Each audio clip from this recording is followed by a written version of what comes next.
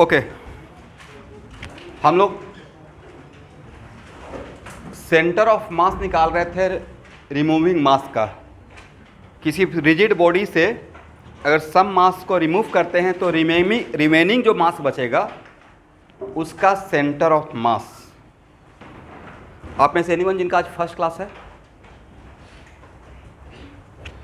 तो इस क्लास को कैच करने के लिए आपको लेक्चर 1 से वीडियो फॉलो कर लीजिएगा, मैं शेयर कर दूंगा, ठीक है।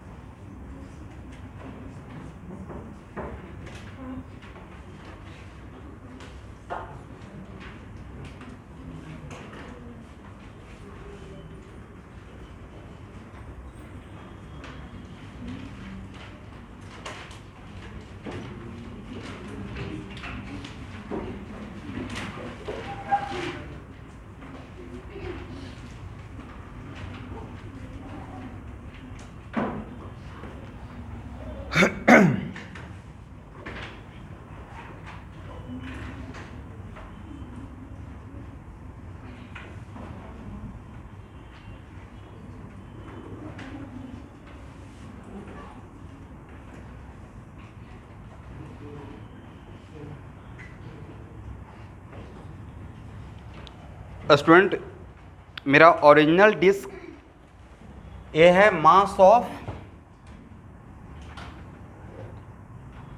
होल डिस्क, कितना था m। इस डिस्क से अरे है मेरा डिस्क का सेंटर, जिसको मैं ओरिजिन मान लिया आपके लिए, और ये है x एक्सिस, ये है y एक्सिस। और इस डिस्क से इतना पार्ट को डिस्क के फॉर्म में ही स्मॉलर डिस्क को रिमूव कर दिया। देन जो जिसको मैंने सर्कल किया या शेडेड किया, उस रिमेनिंग पोर्शन का सेंटर ऑफ मास कहाँ पे होगा, फाइंड आउट।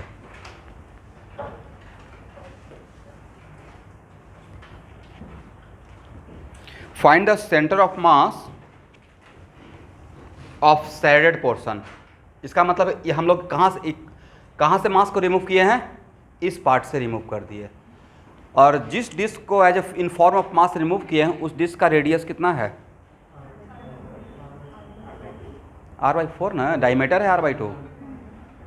डायमीटर कितना है, यहाँ से यहाँ तक मैंने कितना दिया है, r/2। यह है डायमीटर, तो इसका रेडियस कितना रहेगा, r/4।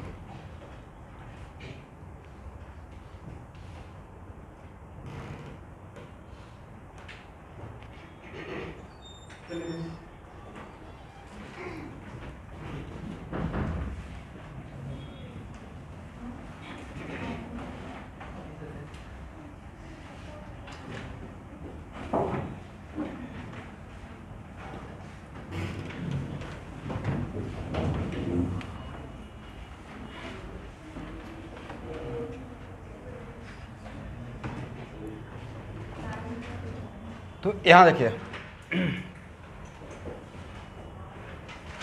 Are centre of mass of remaining portion का फार्मूला आपको यही पढ़ाया गया है। क्या था बताइए तो, m1 r1 minus m2 r2 और divided by m1 minus m2। m1 क्या था, मास ऑफ होल डिस्क, और m2 क्या था, राइट। लेकिन m2 जो रहेगा उसका भी आप सेंटर ऑफ मास मेरे कोऑर्डिनेट सिस्टम में ही लीजिएगा, तभी आंसर आएगा। तो m1 का मास हो गया m, और m1 का पोजीशन वेक्टर तो ओरिजिन ही रहेगा। जब तक मास को रिमूव नहीं किए थे तो डिस्क का सेंटर ऑफ मास कहाँ रहेगा, उसके सेंटर पे होगा, राइट। दैट्स वाई उसके लिए क्या यूज कीजिएगा, 0i। अरे यहाँ पे जेड यूज करने का रिक्वायरमेंट भी नहीं है, डिस्क क्या है, प्लेट जैसा है, लेमिना है, राइट। तो इसका 3 डायमेंशन में तो मास रहेगा नहीं, तो अगर मैंने एक्स बाई प्लेन बता दिया तो उसको जेड एक्सिस ऐसे भी लिखने का रिक्वायरमेंट नहीं था। और m2 का वैल्यू कितना होगा स्टूडेंट, पहले मैं यहाँ पे कर लेता हूँ कि देखिए तो सही है या गलत है। आइए,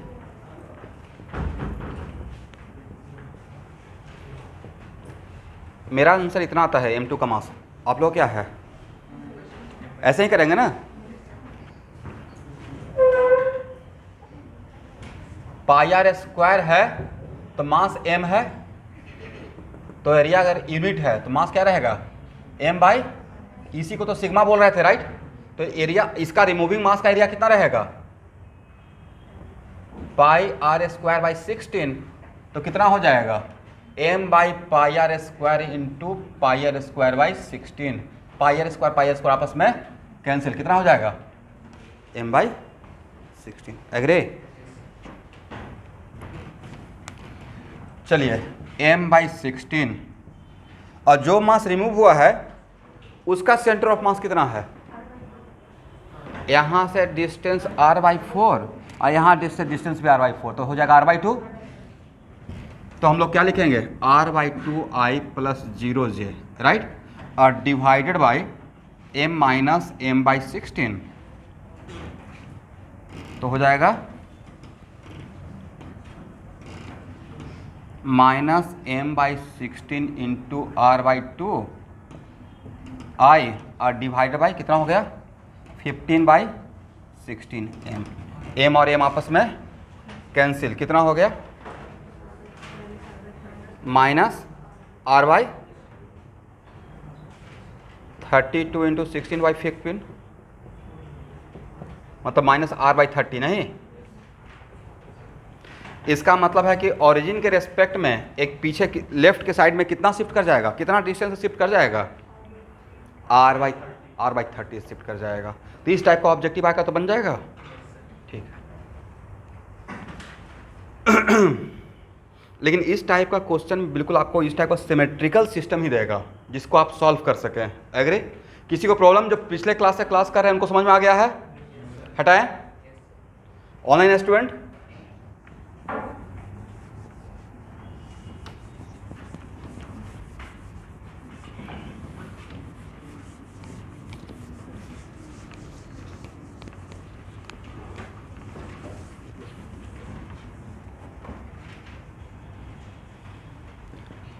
अच्छा कुछ लोग लगेगा सर इज इट कंपलसरी कि ऑलवेज आप यहाँ से ही मास को रिमूव कर रहे हैं, ऐसा भी तो लग रहा होगा। कुछ सोचेगा सर यहाँ से रिमूव होता तो क्या करते, इधर एक्स एक्सिस मान लेते हैं। मुझे तो बस सॉल्व ही तो करना है कि यहाँ से सेंटर के रेस्पेक्ट में किधर जाएगा। तो जब इस टाइप का रहेगा तो इस तरीके से सॉल्व करने के पॉइंट ऑफ व्यू से आप ऐसे एक्सिस मान लीजिएगा। कभी क्या होता है ना, स्यूडो टेंशन क्रिएट करने के लिए कुछ भी दे दिए, राइट। अब इस केस में किसी को रहेगा कि सर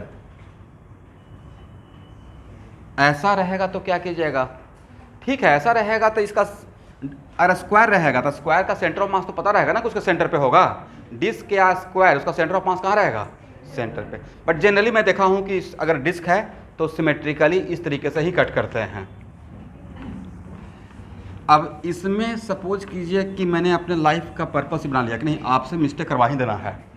एक होता नहीं कैसे आंसर दे दिए, तो हो सकता है कि ऐसे कट कर दे सेमी सर्कुलर डिस्क, नहीं कट कर सकते हैं ना सेमी सर्कुलर डिस्क, ये तो मेरी मर्जी है। तो सर सेमी सर्कुलर डिस्क है कट करेंगे तो ठीक है मैं यहाँ से ऐसे बढ़ा दूंगा एक्स एक्सिस। और सेमी सर्कुलर डिस्क का भी तो सेंटर ऑफ मास हम लोग निकाल के बैठे हुए हैं। सेमी सर्कुलर डिस्क का भी सेंटर ऑफ मास कितना होता है 2r/π। आप लोग को रट्टा मारने के लिए बोले थे, रट जाना है, ठीक है। कितना 2r/पाई। तो इस तरीके से सेमी सर्कुलर, और इसका मास तो निकाल ही लेंगे, राइट, उसका भी बना सकते हैं।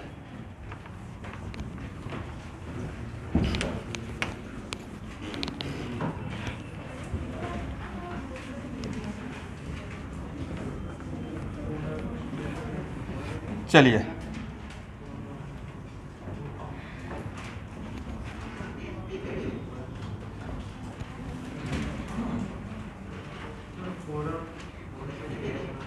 क्या बोले,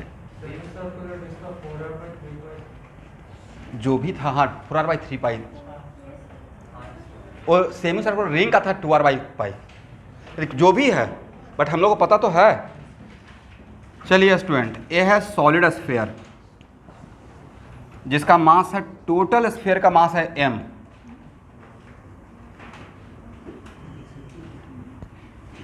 और यहां से r/4 रेडियस का स्फीयर को मैं आउट कर दिया हूं, रिमूव किया हूं। ये क्या है, स्फीयर है, रिमूव कितना किया, कितना रेडियस का, इसको यहां पे इसको टच करते हुए r/4 का। तो अब जो मेरा रिमेनिंग पोर्शन है, इस रिमेनिंग पोर्शन का सेंटर ऑफ मास बताइए, ओरिजिनल स्फीयर के सेंटर के रेस्पेक्ट में। ये है मेरा ओरिजिनल स्फीयर का सेंटर। सब लोग सॉल्व करें।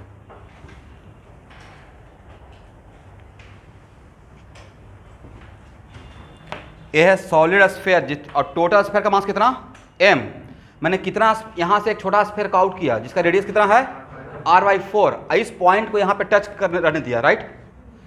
तो उस ये रिमूव करने के बाद जो मेरा सैडेड पार्ट है वो है रिमेनिंग मास। तो इस रिमेनिंग मास का ओरिजिनल स्फीयर के सेंटर के रेस्पेक्ट में कहां पे सेंटर ऑफ मास रहेगा।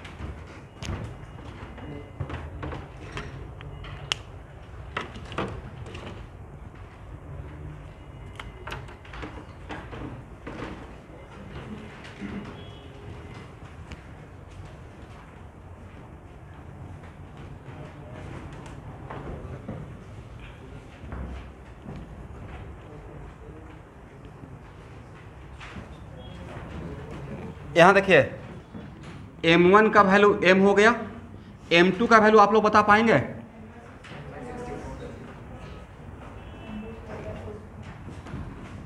अगर मैं गलत नहीं हूं तो शायद आप लोग भी ऐसा ही निकाल रहे होंगे, मास पर यूनिट वॉल्यूम, राइट। तो दिस इंटू 4/3 पाई r/4 का क्यूब। कौन कौन लोग यहां ऐसे किए हैं, कम इन कम इन कम इन कम इन, कोई बात नहीं है। चलिए, m2 equal to this by this into this. कौन लोग ऐसे किए हैं, ये तो बहुत आसान था, ये तो 9th क्लास का मैथमेटिक्स है। और कुछ भी नहीं तो ये तो कर सकते हैं ना, m2 equal to rho into volume, remove volume, right. Mass यहां पे किस में डिस्ट्रीब्यूटेड है, एरिया में है या वॉल्यूम में है। तो उसका रिमूविंग मास के लिए हम लोग रो इंटू रिमूविंग वॉल्यूम लिखेंगे।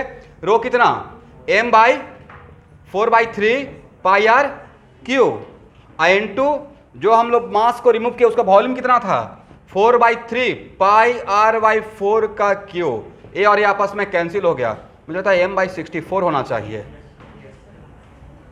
और जिनको फिर भी नहीं समझ में आया है तो उनके लिए ऐसे 4/3 पाई r क्यूब वॉल्यूम था, तो टोटल मास था m, तो वॉल्यूम 1 था, तो ये है, इसको बोलते हैं एकिक नियम, यूनिटरी मेथड। 4/3 पाई r क्यूब, तो वॉल्यूम कितना रिमूव किए हैं, 4/3 पाई r/4 का क्यूब। तब मास कितना होगा, m/4/3 पाई r क्यूब, 4/3 पाई r क्यूब/64, राइट, m/64। जिनको नहीं समझ में आया है रिमूविंग मास का वो लिख लीजिए यहां से। हो गया? चलिए, तो इस सैडेड पोर्शन का सेंटर ऑफ मास के लिए आपको नहीं था कि मैं जानबूझ के इसका सेंटर और इसका सेंटर एक्स एक्सिस पे ही रखा हूं, जानबूझ के एक्स एक्सिस पे रखे हैं, और नहीं भी रहेगा तो उसको वहां से ओरिजिन से उसको एक्स एक्सिस मानते हुए आगे बढ़ा लेंगे प्रॉब्लम सॉल्विंग पर्पस के लिए। तो यहाँ पे इसका, यहाँ देखिएगा, रिमूविंग मास का भी centre of mass x axis पे, और किसी भी रिजिड बॉडी का सेंटर ऑफ मास क्या रहता है, जस्ट ए पार्टिकल। तो दो पार्टिकल, ये भी, इसका भी centre of mass x axis पे, ओरिजिनल का भी सेंटर ऑफ मास ओरिजिन पे है। तो दो पार्टिकल का सेंटर ऑफ मास तो उन दोनों को ज्वाइन करने वाली लाइन पे ही रहेगा। इसका मतलब यहाँ पे बाई सेंटर ऑफ मास और जेड सेंटर ऑफ मास के काम करने की कोई रिक्वायरमेंट है? डायरेक्ट एक सेंटर ऑफ मास ही निकाल लेते हैं। तो एक centre of mass equal to m into 0 और माइनस कितना, यहां से यहां तक का डिस्टेंस कितना रहेगा, 3r/4। तो m/64 इंटू 3r/4 और divided by m minus m/64। ठीक है ना? अब कुछ लोग सोच रहे हैं कि यहाँ से 3r/4 कैसे, तो यहाँ से भाई, यहाँ से यहाँ तक का डिस्टेंस कितना है, r/4, ये डिस्टेंस r/2, तो ये भी तो r/2 रहा होगा। तो r/2 प्लस r/4 कितना रहेगा, देख लीजिए। एग्री? सॉल्व हो जाएगा, यही आपका आंसर रहेगा। इसका मतलब है कि रिमूविंग मास के लिए या तो डिस्क में रहेगा, नहीं तो स्फीयर में प्रॉब्लम पूछा जा सकता नहीं, ऑलरेडी पूछा हुआ है। और HCV का या तो एक्सरसाइज, नहीं तो वर्कआउट में आपको क्वेश्चन मिलेगा इस पे। एग्री? अब बन जाएगा, जो भी रहेगा वही आपका आंसर रहेगा। एनीवे, पिछले क्लास में आप लोग को एक प्रॉब्लम दिए थे सॉल्व करने के लिए, सॉल्व हो गया है या नहीं सॉल्व हुआ है? तो ट्राई कीजिएगा, उसको होमवर्क ही रखिए, बिहू में घर बैठकर उसको सॉल्व करना है। अब लिखिए, तो अभी तक का क्लास में मैं आपको सिखा रहा था how can we find out the centre of mass different structure का, राइट। उसके बाद किसी भी दो रिजिड बॉडी का centre of combined centre of mass के लिए पहले एक रिजिड बॉडी का सेंटर ऑफ मास निकालेंगे, फिर दूसरे रिजिड बॉडी का सेंटर ऑफ मास निकाल लेंगे, और उन दोनों को पार्टिकल मानकर फिर कंबाइंड सेंटर ऑफ मास निकाल लेंगे। Is it correct? अब लिखिए, motion of centre of mass, motion of motion of centre of mass.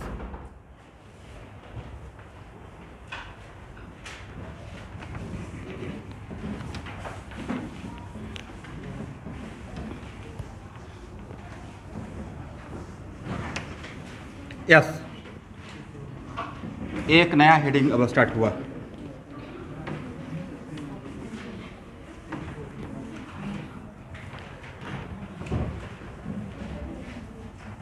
Please बात मत कीजिए।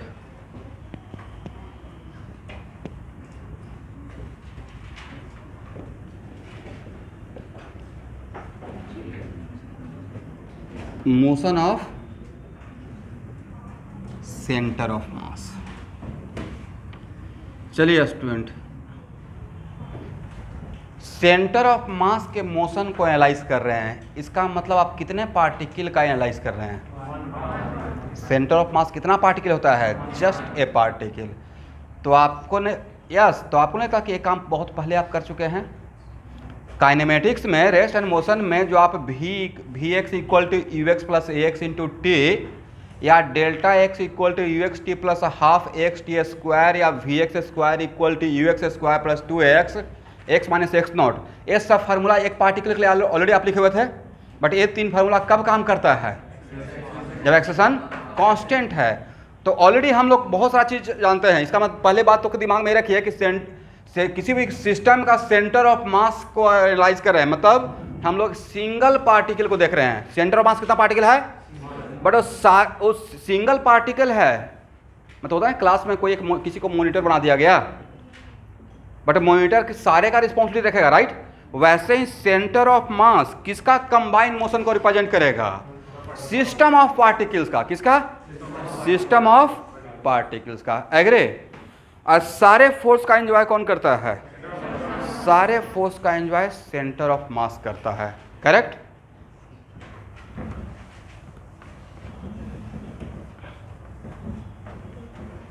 चलिए,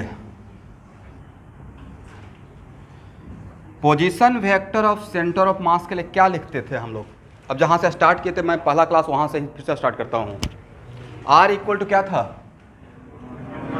M1 R1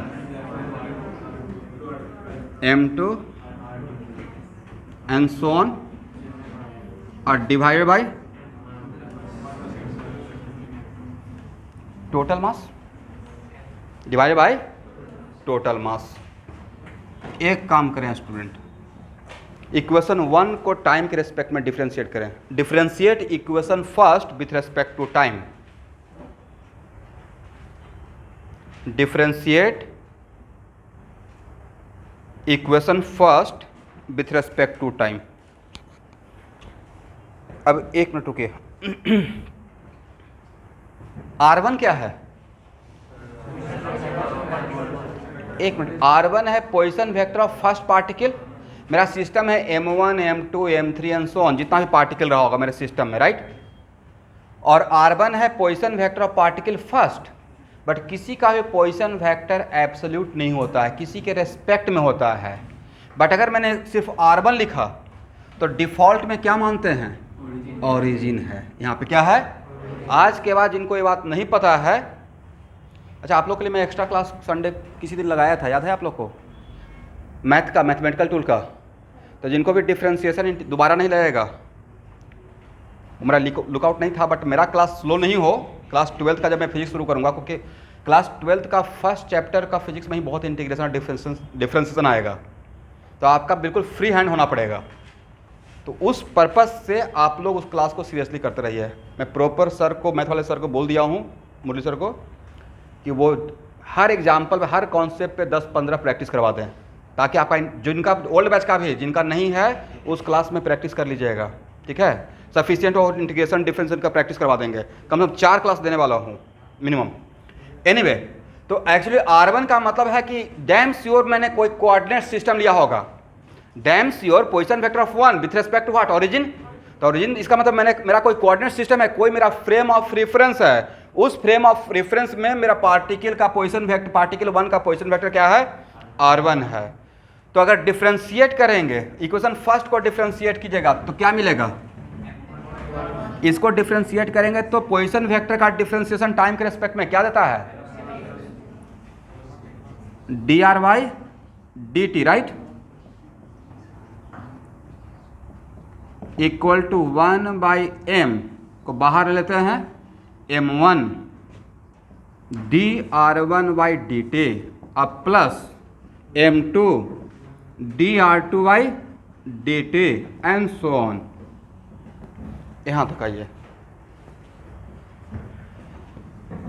और इसको क्या बोलिएगा?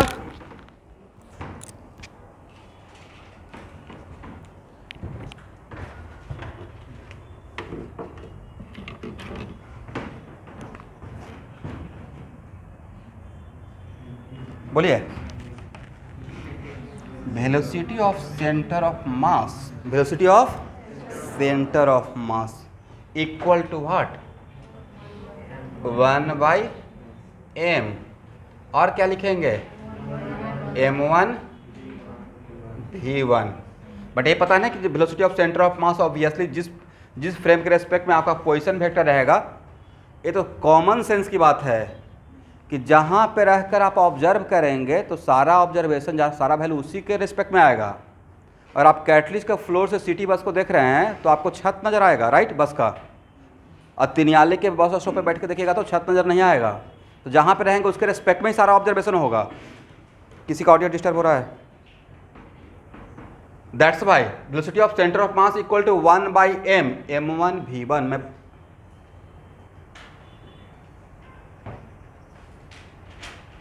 किसी का ऑडियो डिस्टर्ब है देख लीजिए। m1 v1 m2 v2 and so on. Agree? ये है इक्वेशन सेकेंड, करेक्ट ना? चलिए, ये है इक्वेशन फर्स्ट, ये है इक्वेशन सेकंड। प्लीज किसी का ऑडियो डिस्टर्ब है? इक्वेशन सेकंड को अगेन डिफ्रेंशिएट कीजिए टाइम के रेस्पेक्ट में।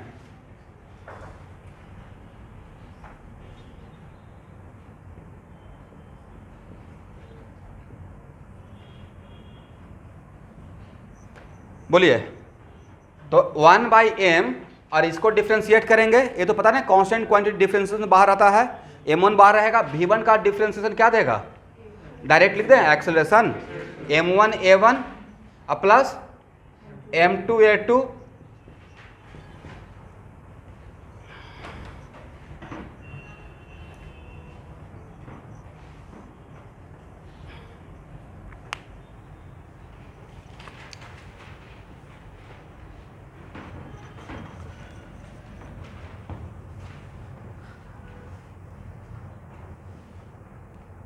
m1a1 plus m2a2 and dot dot by total मास।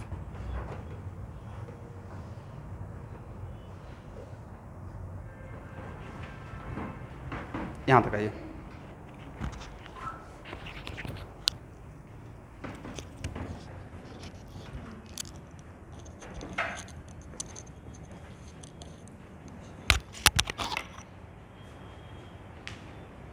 देखिए मैं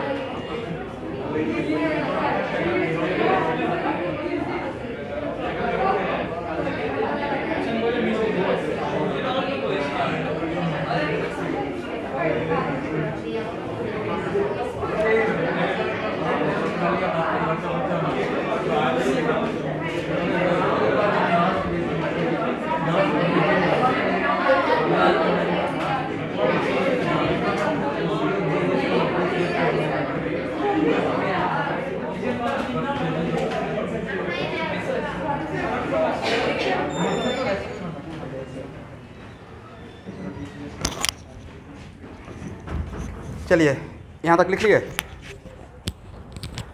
अब इक्वेशन सेकंड पे कॉन्सेंट्रेट कीजिए। अब it is very important to note that कि यहाँ से अगर velocity of centre of mass का एक्स कंपोनेंट, तो फार्मूला क्या बनेगा? इसको कार्टेशियन की सिस्टम में तोड़ सकते हैं ना? कैसे इसको मैंने कार्टेशियन सिस्टम में तोड़ा था, right? X centre of mass equal to क्या लिखे थे? m1x1 plus m2x2 and so on. वैसे ही velocity of centre of mass का एक्स कंपोनेंट के लिए क्या लिखिएगा? 1/m m1 vx1 plus m2 vx2। मतलब इसके अंदर 3 छुपा हुआ है, कौन सा? vx, v/n, vz। इन सिमिलर फैशन इसको भी तो कर सकते हैं। Acceleration of centre of mass का एक्स कंपोनेंट इक्वल टू क्या फॉर्मूला बनाइएगा? m1 ax1 m2 ax2 and so on. इसको तोड़ने का रिक्वायरमेंट है या इतना आप समझ जाएंगे? पक्का? ओके।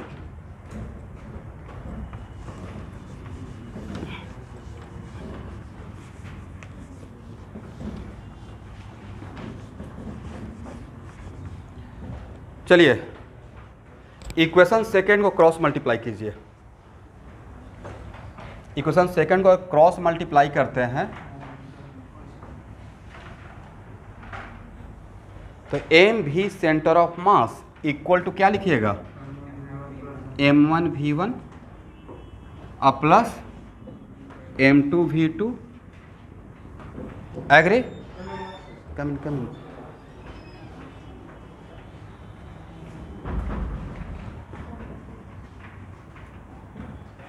ए क्या है स्टूडेंट? किसका? अब एक मिनट रुकिए। इसका मतलब है कि पूरे सिस्टम का मास, पूरे सिस्टम के मास को किससे मल्टीप्लाई कर दें तो पूरे सिस्टम का मोमेंटम मिल जाएगा? Mass of total whole system into velocity of centre of mass gives what?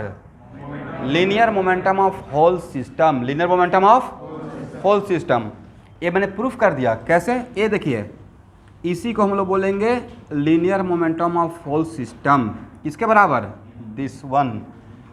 और ये ऐसे भी दिख रहा है, ये क्या है सर? सिस्टम का पार्टिकल वन का, right? m1 v1 equal to what? Momentum, linear momentum of particle first. m2 v2 linear momentum of particle second, and so on. इसका मतलब ये क्या हुआ कि आप किसी भी सिस्टम का इंडिविजुअल पार्टिकल का लीनियर मोमेंटम निकाल कर उसको वेक्टोरियली ऐड कीजिए, या पूरे सिस्टम के मास को वेलोसिटी ऑफ सेंटर ऑफ मास से मल्टीप्लाई कर दीजिए, अलग वैल्यू आएगा या सेम वैल्यू रहेगा? सेम वैल्यू रहेगा। तो आज के बाद ये भी काम कर सकते हैं। अगर खुदा न खास्ते आपको वेलोसिटी ऑफ सेंटर ऑफ मास दिया हुआ है और टोटल मास भी है, तब मोमेंटम ऑफ होल सिस्टम पूछेंगे, तो मोमेंटम ऑफ होल सिस्टम के लिए डायरेक्टली ये भी अगर लिख दिएगा तो मेरा काम चल जाएगा। एग्री?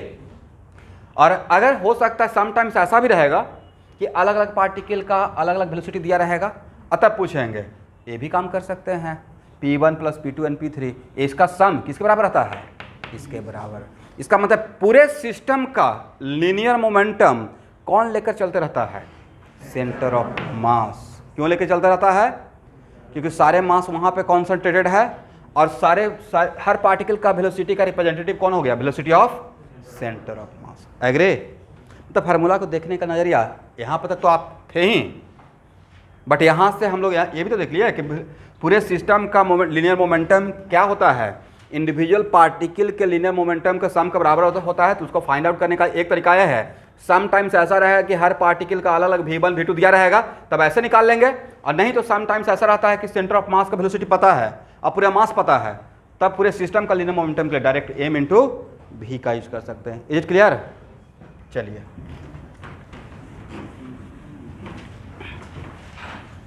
इसका मैं यूज करूंगा, इसका यूज करेंगे।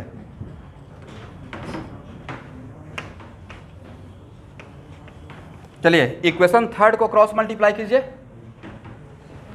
इक्वेशन थर्ड को क्रॉस मल्टीप्लाई कीजिए, क्या मिलेगा? तो क्या लिखेगा? m इंटू एक्स, यही मिलेगा ना? Total mass into acceleration of centre of mass equal to what? m1 a1 plus m2 a2 plus dot dot. Agree? अब यहां देखिए, ए क्या है? ए किसके बराबर रहा होगा? Net force. कौन सा फोर्स? और ये नेट फोर्स कितना, किस पे? एक सिंगल पार्टिकल पे। किस पे? सेंटर ऑफ मास का कोई डायमेंशन नहीं रहेगा। सेंटर ऑफ मास क्या है? एक फिक्स्ड पार्टिकल है, तो नेट फोर्स किस पे लग रहा है? सेंटर ऑफ मास पे। और इसको क्या बोलिएगा? ये है force on particle first, force on particle जो कि मेरे सिस्टम का पार्ट है। हो सकता है मेरे सिस्टम में 10 पार्टिकल हो, तो पार्टिकल 1 पे F1 लग रहा हो, F1 F2 F3 and so on. और इन सब का फोर्स किस पर ऑपरेट होगा? इन सारे फोर्स का इसके बराबर दिस इज द रीजन कि सारे फोर्स को हम लोग कहाँ पे सोचेंगे? सारे फोर्स का एंजॉय कौन करेगा? सेंटर ऑफ मास करेगा। एग्री? ये दिखा दीजिए।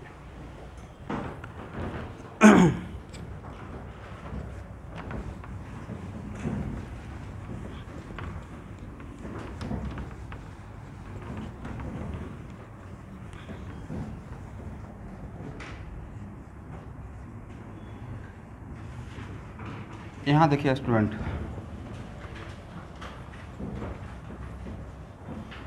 ध्यान से देखिएगा। मान लेते हैं कि एक आर्बिट्रेरी शेप का कोई रिजिड बॉडी है, राइट? और इस पे मैं फोर्स ऐसे दिखा रहा हूँ, F1 F2 F3 and F4 मान लीजिए, करेक्ट? और यहाँ पे मेरा सेंटर ऑफ मास है। Centre of mass, let us suppose मैंने कैलकुलेट किया और मेरा सेंटर ऑफ मास इस पूरे रिजिड बॉडी का यहाँ पे आया, तो अगर सेंटर ऑफ मास का फ्री बॉडी डायग्राम अगर बनाना हो, किसका? Free body diagram of centre of मास, तो कैसे बनाइएगा? तो सर सारे फोर्स का एंजॉय सेंटर ऑफ मास करेगा, राइट? तो सेंटर ऑफ मास है क्या? एक पार्टिकल है और किसी वेक्टर को पैरेलली शिफ्ट करते हैं, वेक्टर विल नॉट चेंज, उसका इफेक्ट अलग हो सकता है बट वेक्टर चेंज नहीं होगा। तो F1 अगर ऐसे लग रहा है तो F1 को पैरेलली शिफ्ट करके ऐसे ही रखेंगे, एग्री? F2 अगर ऐसे लग रहा है तो आज तक जो न्यूटन्स लॉ ऑफ मोशन आप पढ़ते थे उसका नाम ही था पार्टिकल डायनेमिक्स। कौन सा डायनेमिक्स? तो जो भी हम लोग फोर्स दिखाते थे एक्चुअली वो पार्टिकल सेंटर ऑफ मास में ही दिखाते थे, बट उस टाइम तक सेंटर ऑफ मास नहीं पढ़ाया गया था तो डायरेक्टली उस बॉडी पे दिखाते रहते थे, एग्री? F3 कैसे लगेगा और F4?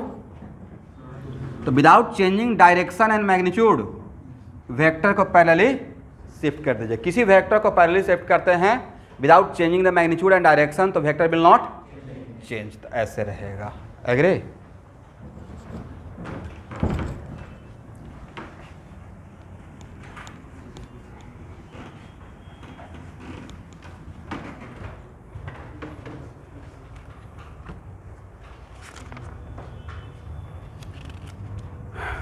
चलिए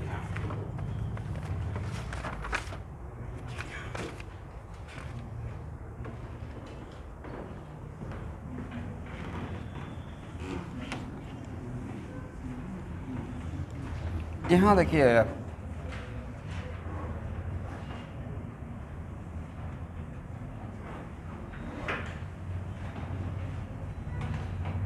बोलिए ए फार्मूला किसके लिए था?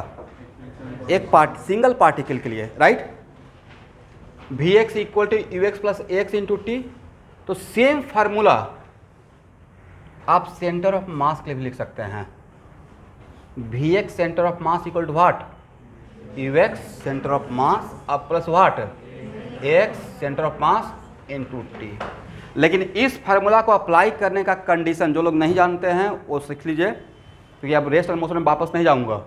तो इस फार्मूला को अप्लाई करने का क्राइटेरिया था कि एक्सेलरेशन शुड बी कांस्टेंट। क्या था? ये आपको मेरे रेस्ट एंड मोशन के लेक्चर में मिलेगा, एक्सेलरेशन शुड बी कांस्टेंट। तो उसको यहाँ पे भी क्या रहेगा? Acceleration of centre of mass should be constant. अगर वेरिएबल रहेगा तो क्या फार्मूला काम करेगा? प्रॉब्लम सॉल्व नहीं होगा या फार्मूला काम नहीं करेगा? प्रॉब्लम सॉल्व होगा बट ये फार्मूला काम नहीं करेगा।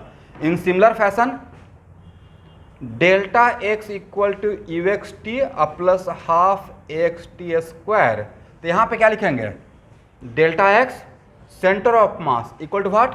You X centre of mass into T plus what? Half X centre of mass into, लिख लीजिए, लिखिए, V X square equal to U X square plus 2ax delta x. तो यहाँ पे क्या लिखेंगे? V X square centre of mass equal to U X square, सिर्फ नहीं सर एक सफिक्स बैठाना है सेंटर ऑफ मास बजाय। आप यहाँ भी कितना पार्टिकल काम कर रहे हैं? सिंगल पार्टिकल के लिए, राइट? अब plus 2ax centre of mass delta X centre of mass. But ये तीन फार्मूला, ये फंडामेंटल इक्वेशन ऑफ काइनेमेटिक्स था। तो ये तीन फार्मूला किसके लिए वैलिड है? When x constant. तो यहाँ पे क्या बोलेंगे? When acceleration of centre of mass constant.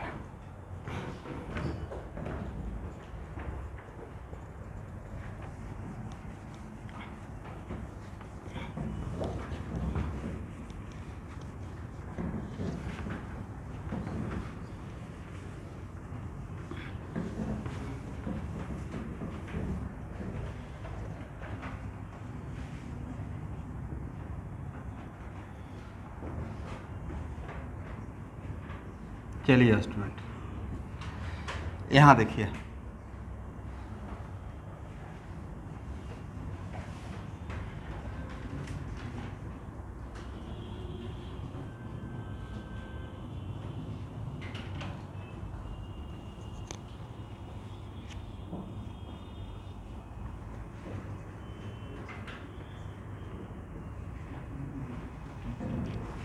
और मैं अपने कोऑर्डिनेट सिस्टम में इस प्रॉब्लम को सॉल्व करने के लिए मैं अपना एक कोऑर्डिनेट सिस्टम सेटअप तैयार किया, जिसमें मेरा positive x axis towards right रहेगा और पॉजिटिव वाई एक्सिस थोड़ा वर्टिकली अपवर्ड डायरेक्शन में रहेगा। एग्री?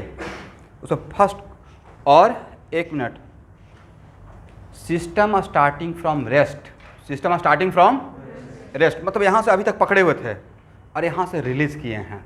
देखिए तो सिस्टम स्टार्टिंग फ्रॉम रेस्ट। तो first question, find out acceleration of centre of mass. Find out acceleration of centre of mass. Agree? Second question, find out velocity of center of mass. Find out velocity of center of mass as a function of time. As a function of time.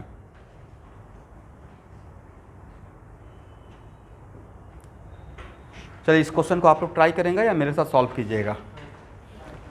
अब देखिए, मैं suppose कीजिए कि मुझे कोई बोला कि नहीं आपको एक ही क्वेश्चन में न्यूटन्स लॉ ऑफ मोशन का थोड़ा सा कॉन्सेप्ट और सेंटर ऑफ मास का थोड़ा सा कॉन्सेप्ट मिलाकर क्वेश्चन सेट कीजिए। तो उसके लिए मुझे एक अच्छा क्वेश्चन लगा, जिसमें मैंने एक पुली का सेटअप भी रेडी कर दिया आपके लिए और सेंटर ऑफ मास भी पूछ लिया, सेंटर ऑफ मास का मोशन भी पूछ लिया। राइट? इस क्वेश्चन को साथ में सॉल्व करते हैं।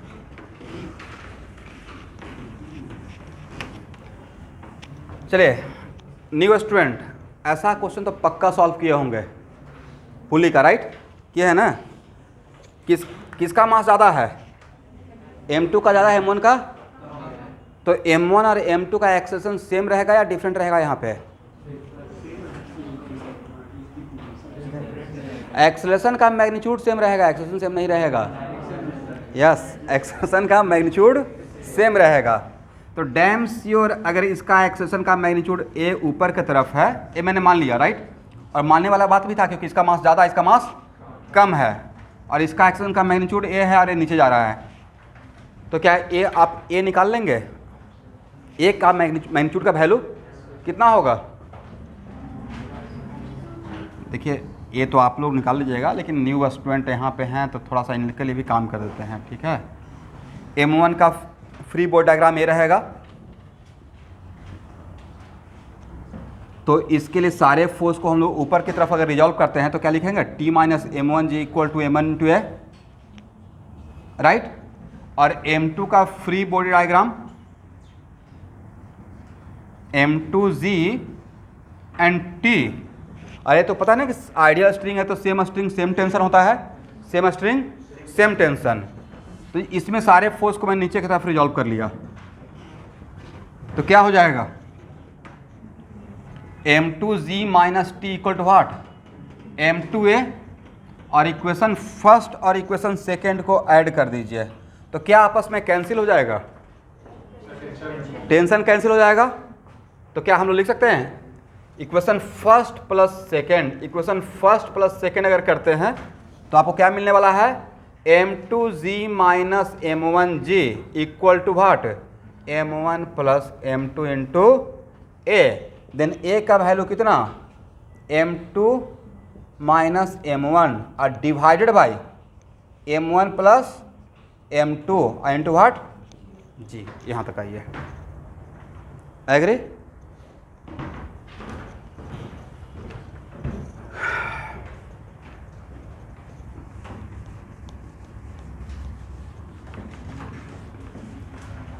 चलिए, according to my coordinate system a1 का वैल्यू कितना?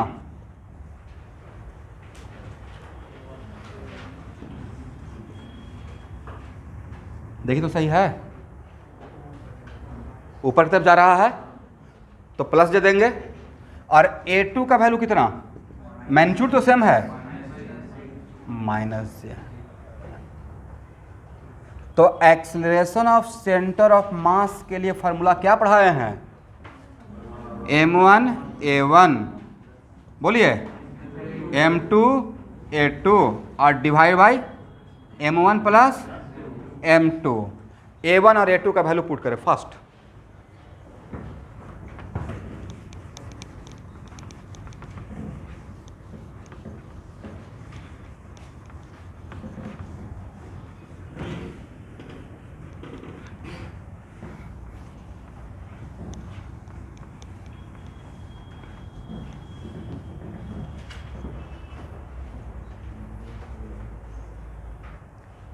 कितना आया student? Acceleration of centre of mass equal to m1 a, very good, m2 a minus j और divided by m1 plus m2। तो इसमें से जो कॉमन ले सकते हैं, इसका मतलब ये हुआ कि acceleration of centre of mass का y कंपोनेंट क्या रहेगा? तो j को छोड़कर जो बचता है उसी को y कंपोनेंट बोलते हैं। तो क्या रहेगा student? m1 a minus m2 a और डिवाइड बाय m1 प्लस, अरे a का वैल्यू हम लोग को पता है राइट? a का वैल्यू, ये तो मैग्नीट्यूड था ना, ये ऑलरेडी हम लोग निकाल के बैठे हुए हैं, ये आपके सामने है राइट? a को कॉमन लेते हैं तो m1 minus m2 divide by m1 plus m2 into a। ये जो वैल्यू है पॉजिटिव है या निगेटिव है? पॉजिटिव या निगेटिव? ए पॉजिटिव, ए पॉजिटिव और m2 बड़ा है, तो क्या हो गया? इसका मतलब है कि acceleration of centre of mass along positive Y axis है या अलोंग निगेटिव वाई एक्सिस है? निगेटिव वाई एक्सिस की तरफ है राइट? एग्री? और आपका सेंटर ऑफ मास का एक्सेलरेशन टाइम के रेस्पेक्ट में वेरिएबल है या कांस्टेंट है? इसमें वेरिएबल नाम का कोई टर्म है? m1 तो वेरिएबल है नहीं, m2 वेरिएबल है नहीं, a में कोई वेरिएबल है? a के अंदर भी देख लेते हैं, ऑल आर कांस्टेंट। इसका मतलब सेंटर ऑफ मास का एक्सेलरेशन क्या है? कांस्टेंट है। और अगर सेंटर ऑफ मास का एक पार्टिकल है तो सेंटर ऑफ मास का एक्सेलरेशन अगर कांस्टेंट है तो आपको सेकंड, यहाँ तक फर्स्ट क्वेश्चन हो गया। सेकंड क्वेश्चन में क्या बोले थे, क्या निकालने के लिए? Find out the velocity of centre of mass as a function of time. Find out the velocity of centre of mass as a function of time. Agree? तो velocity of centre of mass as a function of time के लिए क्या करेंगे? V Y centre of mass लिख सकते हैं ना, V Y centre of mass equal to what? U Y centre of mass. Y motion में क्या लिखेंगे? बाई का सब कुछ लेंगे, acceleration of centre of mass का Y component into T. A value कितना? स्टार्टिंग फ्रॉम रेस्ट, तो ये क्या रहेगा? 0। तो velocity of centre of mass as a function of time कितना हो गया? Acceleration of centre of mass into what? यही तो है। एग्री?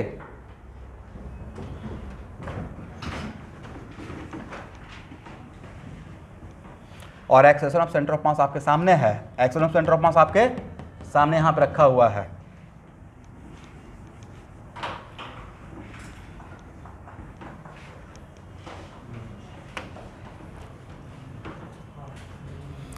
तो बोलिए टाइम के रेस्पेक्ट में, यहां देखिएगा, एक मिनट, टाइम तो ऑलवेज पॉजिटिव, तो ए पॉजिटिव बट ए तो निगेटिव था ना। इसका मतलब आपका centre of mass with respect to time along positive Y axis तरफ जा रहा है या along negative Y axis? Negative Y axis. Damn sure? ये प्रैक्टिकली होना भी चाहिए था। बोलिए प्रैक्टिकली क्यों होना चाहिए था? यहाँ देखिए, कल हम लोग का एक क्लास, 2 क्लास लॉस हो गया नहीं?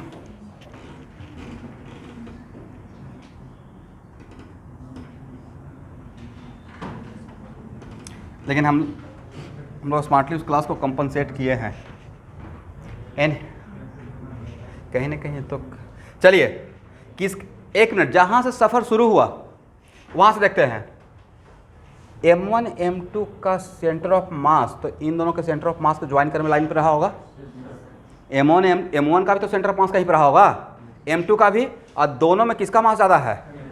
तो सेंटर ऑफ मास बीचों बीच रहेगा या थोड़ा m2 की तरफ रहेगा? m2 की तरफ। इसका मतलब सेंटर ऑफ मास मेरा यहाँ पे है, राइट। ये जब थोड़ा ऊपर गया तो थोड़ा नीचे आएगा, राइट। अब फिर से इसको ज्वाइन करवाएंगे, ये है मेरा m2 और ये मेरा क्या है m1, और अगर इस लाइन को ज्वाइन करते हैं तो फिर से सेंटर ऑफ मास क्या रहेगा? इन दोनों के बीच में रहेगा या थोड़ा इसके तरफ रहेगा? इस तरीके से अब माइन्यूटली अगर आप ऑब्जर्व करते हैं तो सेंटर ऑफ मास किधर रहेगा? नीचे की तरफ ही जाते हुए नजर आएगा। वजह क्या था? m2 का मास ज़्यादा है। ये प्रैक्टिकली मैं दिखा दिया, जो मैंने आपको पढ़ाया था ना कि दो पार्टिकल का सेंटर ऑफ मास उन दोनों को ज्वाइन करने वाली लाइन पे होता है, और जिसका मास ज़्यादा रहता है उससे क्लोज रहता है, जिसका मास कम रहता है उससे दूर रहता है। तो ऐसा होना भी चाहिए था और ऐसा हो भी रहा है। ये पॉजिटिव है निगेटिव? निगेटिव, कि कोई acceleration of centre of mass क्या है? निगेटिव। और वी बाई का वैल्यू, वी बाई का साइन अगर निगेटिव है, इसका मतलब motion along positive Y axis या along negative Y axis? Negative Y axis. Is it clear?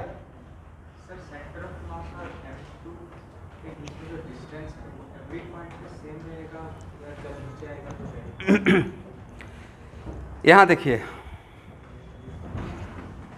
इस क्वेश्चन, इनका क्वेश्चन आप लोग समझ में आया?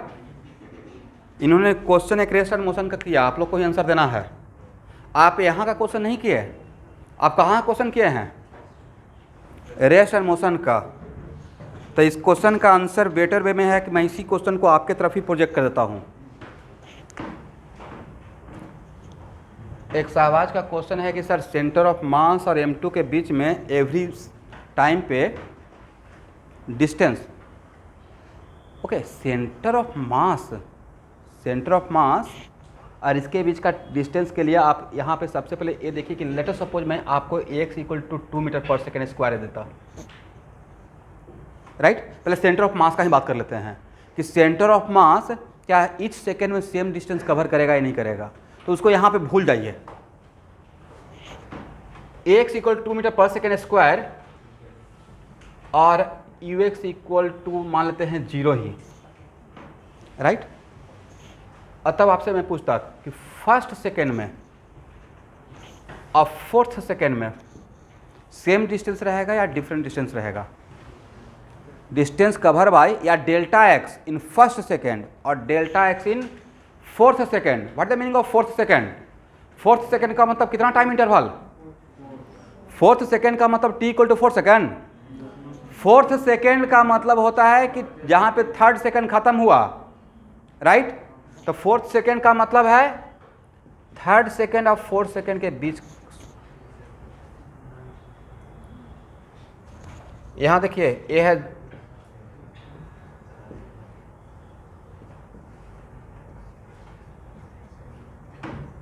एक कौन सा टाइम रहा होगा? फर्स्ट सेकेंड, पहला फर्स्ट सेकेंड, राइट। ये क्या रहेगा? यहाँ से यहाँ तक का टाइम इंटरवल 1 सेकेंड ही है, बट सेकेंड वाला सेकेंड है, राइट। इसका मतलब है कि सेकेंड कब शुरू होता है? सेकेंड कब शुरू होता है? जहाँ पे फर्स्ट खत्म होता है, राइट, वहाँ से कौन सा सेकेंड शुरू होता है? यस, समझे? तो अब मेरा यहाँ पे देखिए, आपके लिए मैं इसको ऐसे निकालता कि फर्स्ट सेकेंड निकालते हैं ux में 0 मानकर, राइट।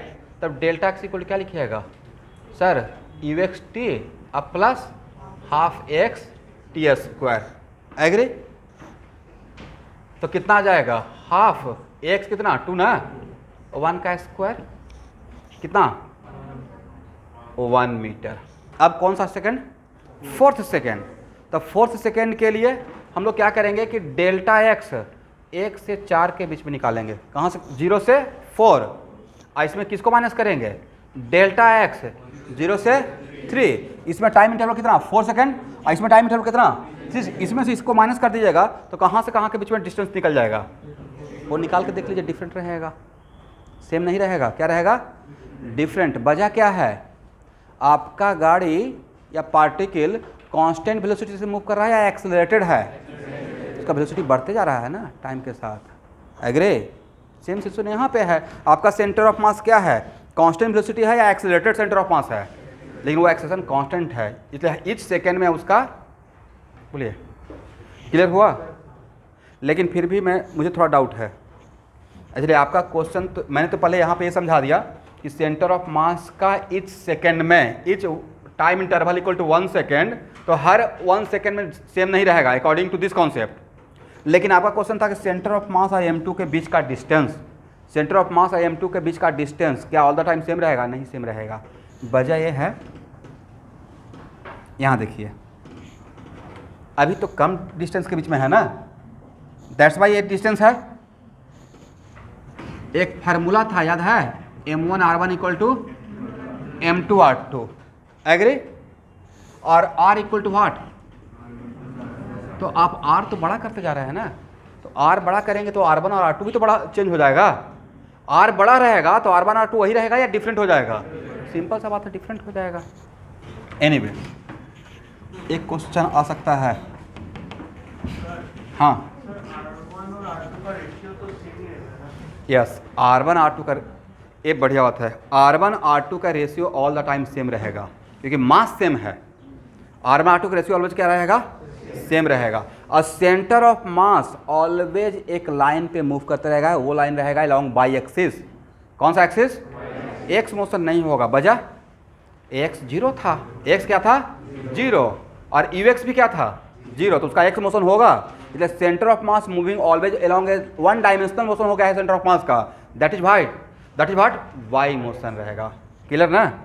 और लास्टली एक क्वेश्चन इतना ही डिजर्व करता था, आपका काम यहाँ पे ख़त्म हो गया।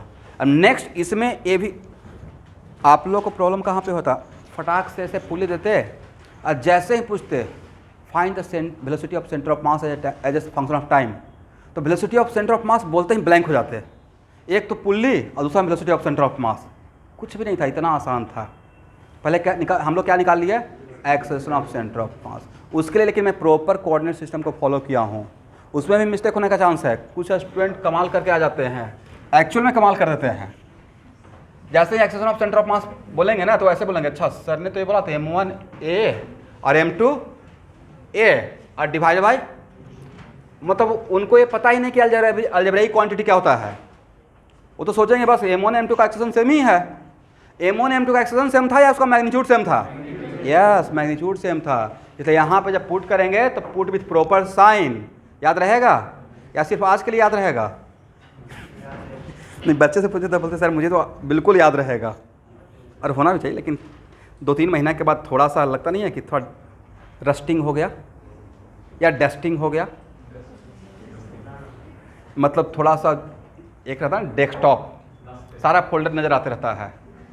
कभी कभी अब नया कुछ प्रोजेक्ट कर रहे हैं, कुछ नया टॉपिक का स्टार्ट हुआ, तो हर चैप्टर तो अपना ग्रेविटी लेकर आएगा ना, हर इंसान अपना इंपॉर्टेंस लेकर आता है।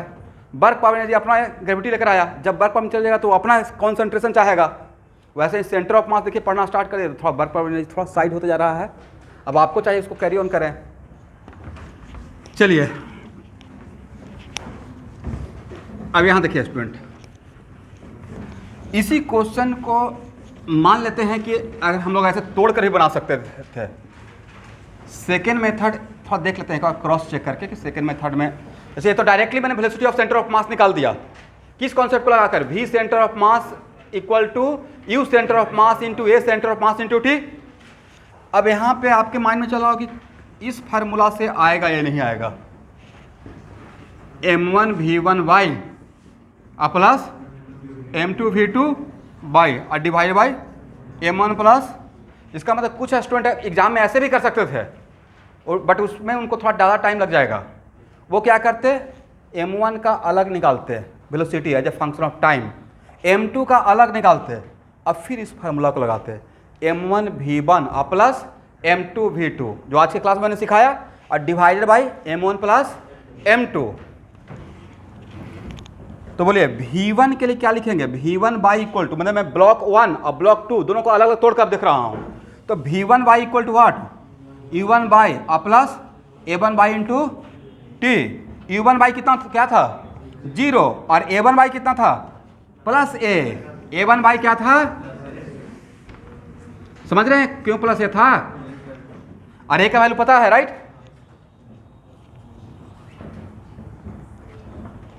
Agree? v2 Y equal to क्या लिखिएगा?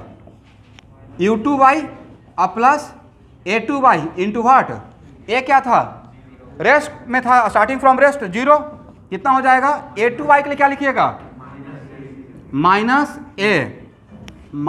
ए इंटू टी। और तब इस फार्मूला में इसको पुट करें फर्स्ट,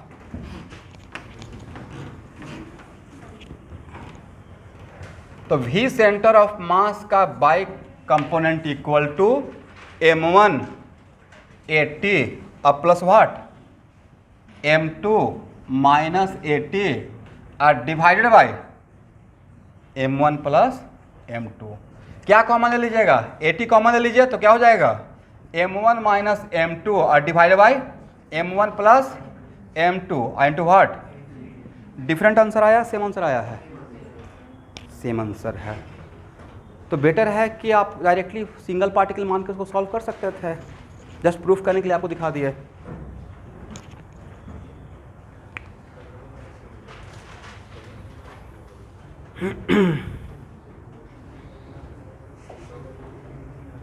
हो गया ना, हटाएं।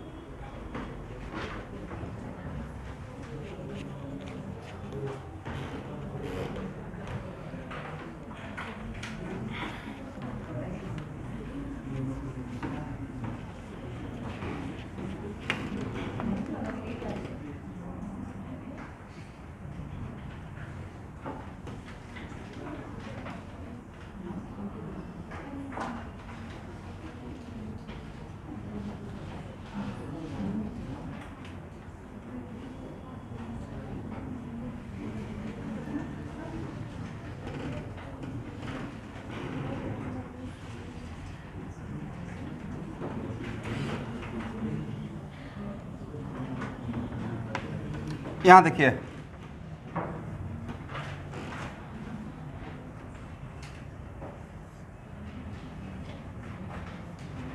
किसी एक पार्टिकल को अगर u स्पीड से और एंगल ऑफ प्रोजेक्शन थीटा से प्रोजेक्ट करते हैं, तो आफ्टर प्रोजेक्शन जैसे इसको प्रोजेक्ट कर दिए तो इस पर फोर्स के नाम पे क्या लगता है, इसका मतलब प्रोजेक्ट करने के बाद इसका मोशन अंडर ग्रेविटी है, motion under what, gravity. Is it clear? तो इसका मोशन कैसा रहेगा, बोलिए भाई, इतना तो डैम से पढ़े होंगे सर, प्रोजेक्टाइल मोशन। कैसा मोशन, प्रोजेक्टाइल मोशन। और इस पाथ पे, इसी पाथ के हर ट्रेजेक्ट्री के हर पॉइंट पे कोई ट्रेस करते हुए, टच करते हुए गया होगा, राइट। और इसमें फोर्स के नाम पे सिर्फ कौन लग रहा है, mg लग रहा है। दिखाइए,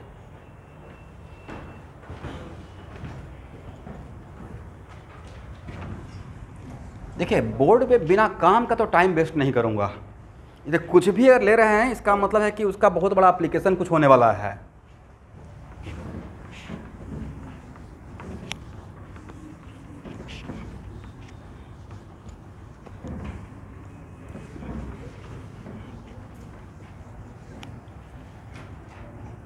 चलिए स्टूडेंट,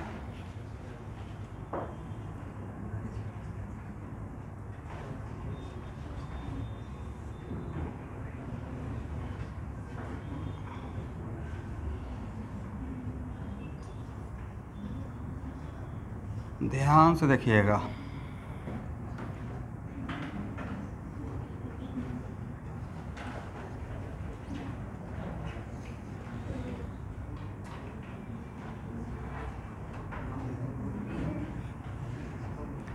आफ्टर 20 ईयर्स मुझे एक चीज़ याद आ गया अपने घर का। झूमर नहीं भाई, एक मिनट रुकिए रुकिए रुकिए।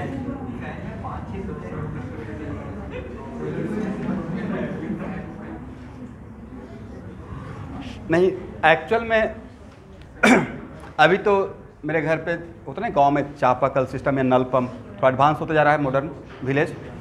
पहले कुआं था, यहाँ भी देखते हो कुआं रहता होगा, तो उसमें क्या होता है, बाल्टी से पानी निकालने के टाइम पे कभी कभी रस्सी टूटने के बाद जब उसका स्ट्रेचिंग स्ट्रेंथ टेंशन अगर अपना एक मैक्सिमम लिमिट को क्रॉस करने पर क्या ब्रेक होकर पानी में गिर जाता था, तो उसे निकालने के लिए हम लोग उसको वहाँ पर झग्गड़ बोलते थे। बहुत बड़ा बड़ा ऐसे लोहे के बनाए रहते थे, उस पर रस्सी में फंसा कर ऐसे खींचा जाता था। खैर वो ये नहीं है, ये है कि आप किसी साधु सन्यासी को देखिएगा कि इस टाइप का एक रिंग लिया रहेगा, ऐसे चलते रहेगा, इसमें चेन, इसमें छोटा छोटा रिंग, एग्री, इस टाइप का कुछ है। एक बड़ा सा रिंग है, राइट, और उसमें छोटा छोटा सा चेन लगाया हुआ है, झूमर नहीं था, छोटा छोटा सा चेन है, उसमें एक रिंग है, राइट। एंड ये इस पे स्लाइड कर सकता है, क्या कर सकता है, ये इसमें भी स्लाइड कर सकता है, एग्री, ओके। इनिशियली इसको मान लेते हैं कि ऐसे रखा, सजा के रखा हुआ था, एग्री, और कहीं पे इसका सेंटर ऑफ मास रहा होगा, कहीं पे इसका सेंटर, कहीं पे भी जैसे भी है। अब इसको सपोज कीजिए कि मैंने यहाँ से ऐसे प्रोजेक्ट कर दिया, तो प्रोजेक्ट करने के बाद इसके हर पार्ट का, सिस्टम के हर पार्ट का मोशन अगर देखिएगा तो बहुत रैंडम नजर आएगा, कॉम्प्लिकेटेड नहीं, कोई इधर जा रहा है, कोई इधर जा रहा है, कोई इधर जा रहा है, राइट, बट सेंटर ऑफ मास उसके जैसा जाएगा नहीं, क्योंकि सेंटर ऑफ मास क्या है, सारे मास को कौन लेकर बैठा रहता है, और सेंटर ऑफ मास क्या है, बोलिए मेरे साथ, एक यही पूछा जाएगा कि इसको अगर ऐसे प्रोजेक्ट कर देते हैं तो टाइम ऑफ फ्लाइट क्या रहेगा, राइट, और आपको इनिशियली बता दिया जाएगा कि यहाँ पे सेंटर ऑफ मास है, राइट। तो प्रोजेक्ट करने के बाद यहाँ देखिए, तो इसका सिस्टम का पार्ट ऑफ द सिस्टम का motion is highly complicated, but what about motion of centre of mass, it is just a motion of a single particle. और सिंगल पार्टिकल जैसे अपना पाथ को ट्रेस करता है प्रोजेक्टाइल मोशन, तो centre of मास भी कैसे जाएगा, सेंटर ऑफ मास ऑलवेज इसी पे जाते रहेगा, उसका पार्ट ऑफ द सिस्टम का मास इधर उधर होगा, बट सेंटर ऑफ मास अपने पाथ को लिव नहीं करेगा, क्योंकि सेंटर ऑफ मास क्या है, एक सिंगल पार्टिकल है सारे फोर्स का, तो सारे फोर्स का मतलब क्या है, mg, तो वहाँ पे सिंगल पार्टिकल का मोशन क्या था, मोशन अंडर ग्रेविटी, तो इस सेंटर ऑफ मास का भी मोशन क्या रहेगा, मोशन अंडर ग्रेविटी रहेगा। Is it clear? इसका मतलब इसका मोशन, इसका मोशन, इसका मोशन, इन सब का मोशन को हम लोग एनालाइज नहीं कर सकते हैं, हाईली कॉम्प्लिकेटेड, क्योंकि फ्री था, लेकिन इसके सेंटर ऑफ मास का मोशन बता सकते हैं कि सेंटर ऑफ मास अभी भी क्या रहेगा, प्रोजेक्टाइल मोशन, और all the time centre of मास किस पाथ पे रहेगा, इस ट्रेजेक्टरी पर रहेगा, पैराबोलिक पाथ पे रहेगा। यहाँ दिखाइए, आप समझे मैं क्या समझाने की कोशिश किया?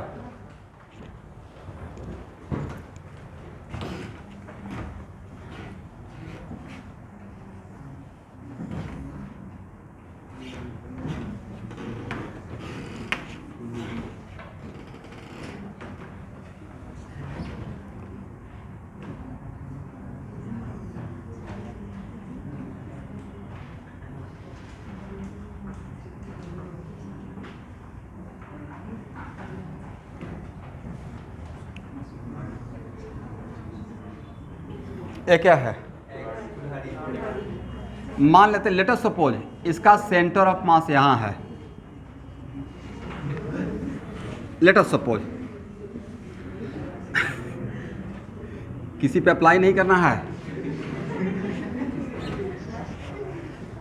अगर इसको ऐसे करके फेंकते हैं, ये मैं एग्जाम्पल कहीं से बोरो किया हूँ, ये रेसनी के हॉलीडे में है एग्जाम्पल दिया हुआ, वहाँ से मैंने बोरो किया, अपनी तरफ से कुछ नहीं।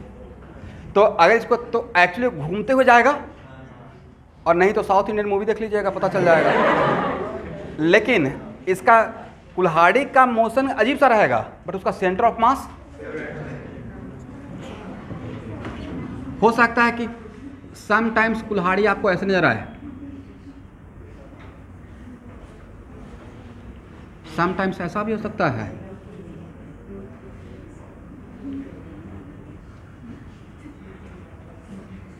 But centre of mass always क्या रहेगा, वो सिंगल पार्टिकल, जो सेंटर ऑफ मास ये जो पार्टिकल था, तो एक्चुअली में सेंटर ऑफ मास एक क्या है, एक फिक्स्ड पार्टिकल, और इसका हम लोग को पता पहले से रहेगा, यू और एंगल दिया रहेगा थीटा, तो यू और थीटा दिया रहेगा, तो उसका ट्रेजेक्टरी तो पहले ही पता चल जाएगा, हम लोग इक्वेशन ऑफ ट्रेजेक्टरी पढ़े हुए हैं प्रोजेक्टाइल मोशन में, राइट, और उसका टाइम ऑफ फ्लाइट भी पता चल जाएगा।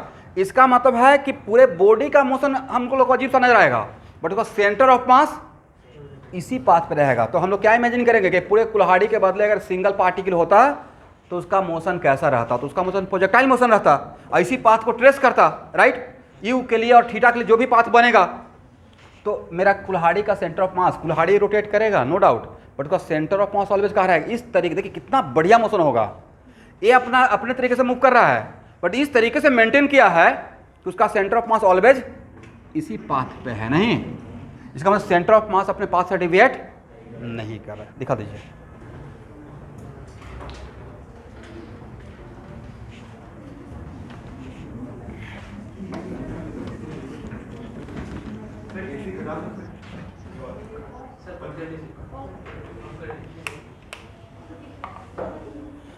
एक मिनट, मेरा क्वेश्चन, हाँ मैं आएंगे तो बोल दूंगा। मेरा क्वेश्चन है कि किस, वो एसी बंद कर दीजिए। मेरा क्वेश्चन ये है, यहाँ देखिए कि किसी भी रिजिड बॉडी को अगर आप ऐसे प्रोजेक्ट कुछ तो एंगल बना के प्रोजेक्ट कीजिएगा, तो एंगल बनाएंगे तो उस टाइम पे उसका सेंटर ऑफ मास का कुछ तो एंगल बनेगा, राइट। अगर प्रोजेक्ट करते हैं तो उसका मोशन, उसके सेंटर ऑफ मास का मोशन कैसा नजर आएगा, जस्ट एक पार्टिकल के मोशन के जैसा रहेगा। Is it clear? यहां देखिए शुभांकर, ये आपके लिए क्वेश्चन,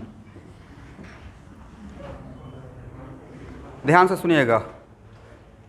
आपके पास एक रॉड है और रॉड को क्या करना है, घुमा देना है और फेंक देना है। क्या करना है, रोटेट करना है और ऐसे ऐसे। यहां देखिए ये बिल्कुल फ्रिक्शनलेस है, फ्रिक्शनलेस है, राइट। अगर इस कंप्लीट फ्रिक्शनलेस रहेगा, कंप्लीट अगर ये पोडियम फ्रिक्शनलेस रहता तो मैं कितना भी चलने की कोशिश करूंगा, चल पाऊंगा? तो बस यहाँ पे ही घूमते रहेंगे।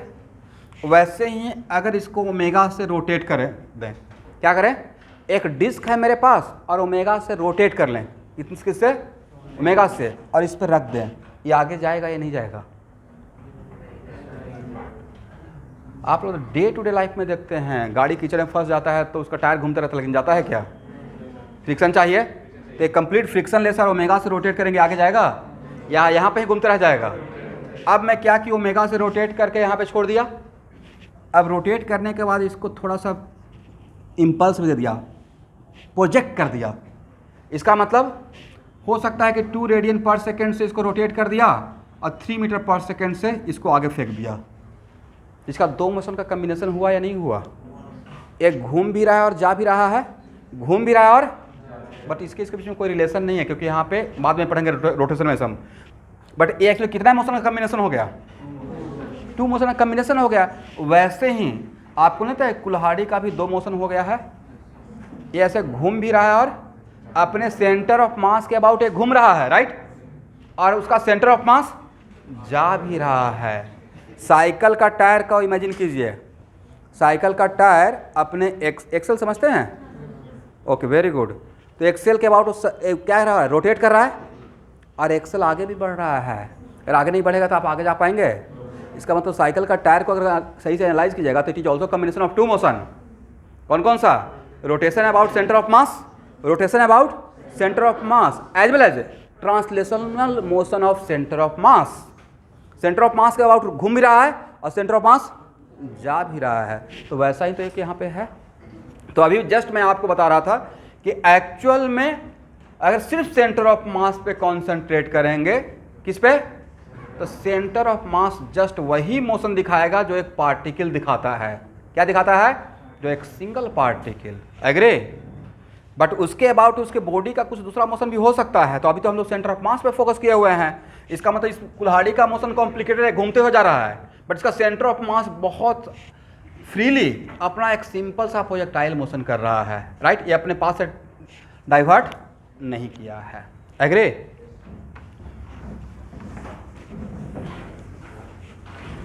एनीवे, चलिए स्टूडेंट,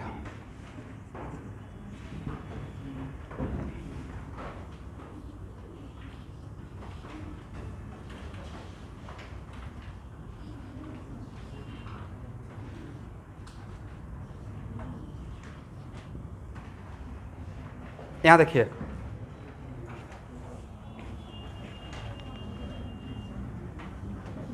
डायग्राम बनाइए।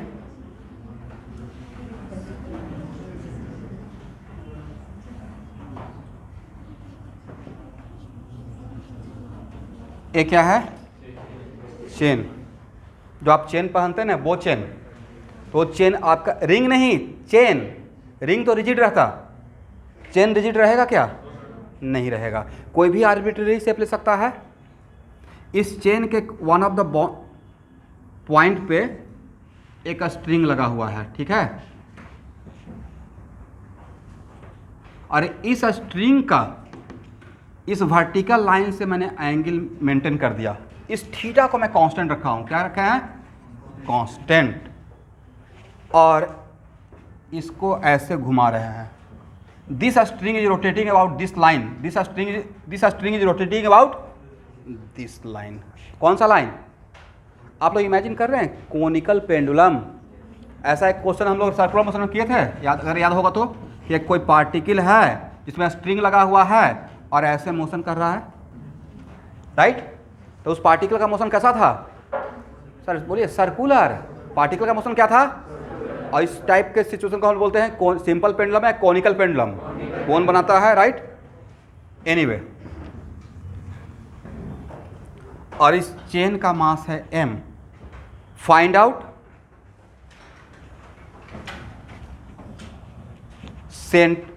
आउट और स्ट्रिंग का लेंथ दिया हुआ है l।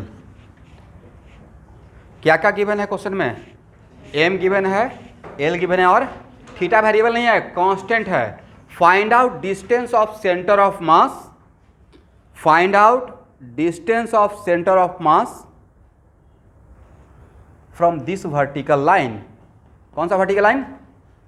Find out distance of centre of mass from where? From this vertical line.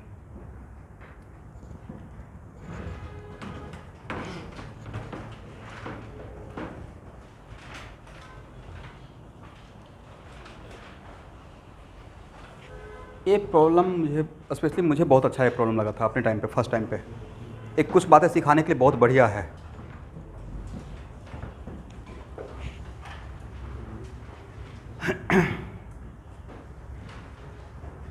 पहले इमेजिन कीजिए तो, जो चेन है वो चेन क्या रिजिड है, फ्लेक्सिबल है? चेन में यहाँ पे स्ट्रिंग बांध के घुमाते रहिएगा ऐसे थीटा बनाकर, तो लगता है कि चेन बिल्कुल रिंग का शेप ले रहेगा या आर्बिट्रेरी शेप, कुछ भी होता रहेगा। ये टाइट नहीं है ना, ये फ्लेक्सिबल है, राइट? अगर बिल्कुल रिंग के शेप में रहता है ऐसे कांस्टेंट, तब तो हम लोग को भी पता रहता कि सेंटर में रहेगा। बट अभी इसको जब ये चेन है, राइट, और चेन हुक से एक दूसरे से अटैच है, बट रिजिडली नहीं, फ्लेक्सिबल है, तो उस टाइम पे हम लोग को ये पता रहेगा क्या कि इसका शेप कैसा बनेगा? नहीं पता रहेगा। जब पता नहीं, फिर भी मुझे क्या निकालना है? ये चेन अगर ऐसे हो जाएगा, हम लोग रिंग वगैरह का तो बता सकते हैं, बट ये चेन अगर इस टाइप का शेप ले लेगा, कोई भी इस टाइप का शेप, तो आप नहीं बता सकते हैं। ऐसे शेप ले लेगा, बता पाएंगे क्या? हाईली कॉम्प्लिकेटेड शेप रहेगा, राइट? अब फिर भी क्या बताना है? Distance of centre of mass from which axis? This vertical axis. ये है आज का प्रॉब्लम ऑफ द डे। जो भी इसको सॉल्व कर देते हैं उनको 5 स्टार।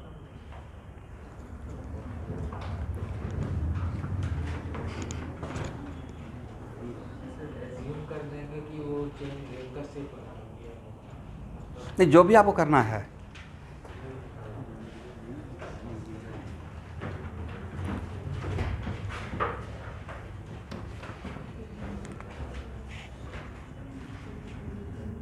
ये मैं क्वेश्चन यहाँ से उठाया हूँ,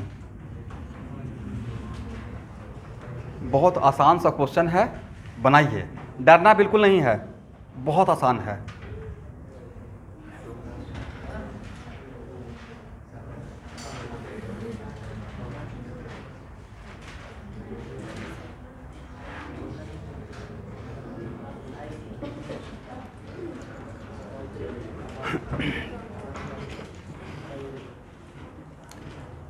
इस क्लास में जब भी मैं थ्योरी ख़त्म करने के बाद टफर प्रॉब्लम लूँगा किसी भी चैप्टर में, मेरा तरीका ये रहेगा, क्योंकि एक कॉमन क्लास है स्टूडेंट, पूरा थ्योरी पढ़ाने के बाद कुछ क्वेश्चन कॉमन करवाने के बाद जिस क्लास में मुझे लगा कि सिर्फ मुझे टफर प्रॉब्लम करवाना है ओनली फॉर जेई मेन या एडवांस, तो मैं उस दिन मैसेज ग्रुप में कर दूंगा this class optional for medical student. Optional लिखेंगे, कंपलसरी नहीं, मतलब उसमें जो आना चाहेंगे मोस्ट वेलकम होता है ना, किसी का इच्छा है ज़्यादा जानने का आ सकते हैं, लेकिन किसी का रहता नहीं सर ये नीट में तो आएगा नहीं, क्यों पढ़ा रहे हैं, इतना टफ प्रॉब्लम कभी नहीं आने वाला है, तो वो उस दिन घर पे एंजॉय कर सकते हैं। दूसरा बायो ठीक करेंगे, बट वो दिन अभी नहीं आया है, डोंट वरी, अभी एक कॉमन क्लास है, ये टफर प्रॉब्लम नहीं है।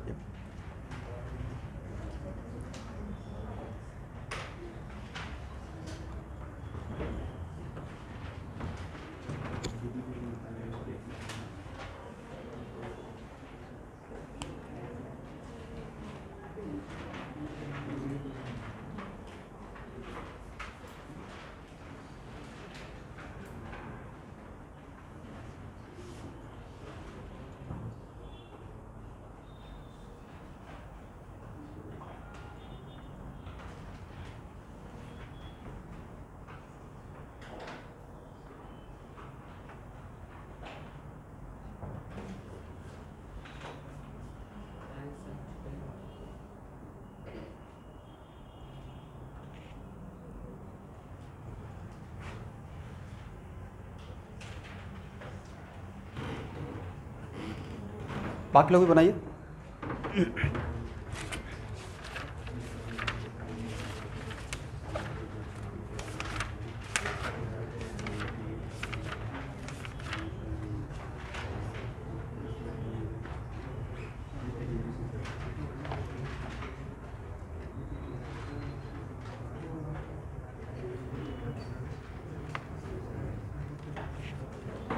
और स्टूडेंट ए दिया हुआ था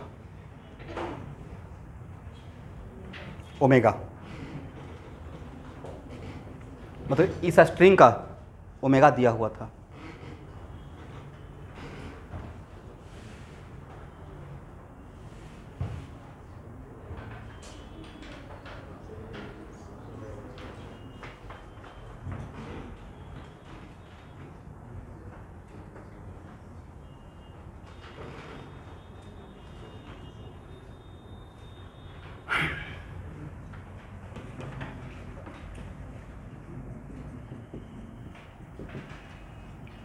यहाँ देखिए,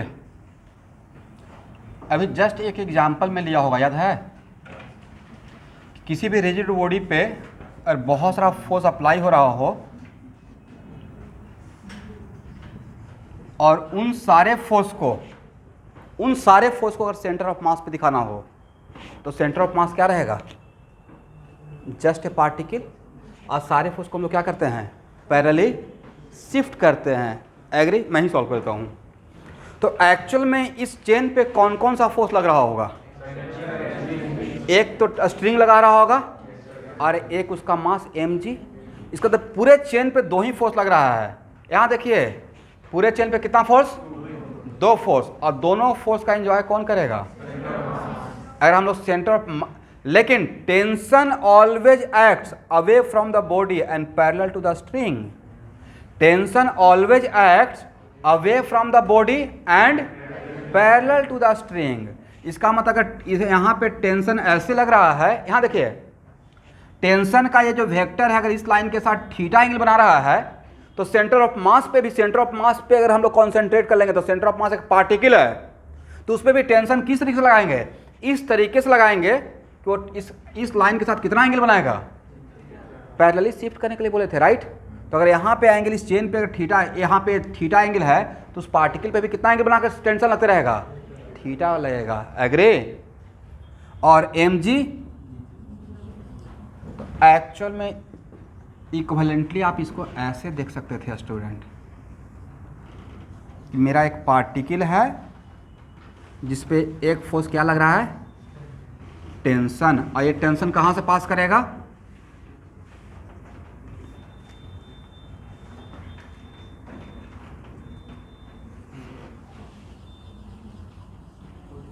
यहाँ देखिए ये मैंने दिखा दिया सेंटर ऑफ मास, क्या दिखा दिया, और सेंटर ऑफ मास एक single particle, centre of mass क्या है, सिंगल पार्टिकल है, और यहाँ पे कौन सा फोर्स, टेंशन, और ये mg।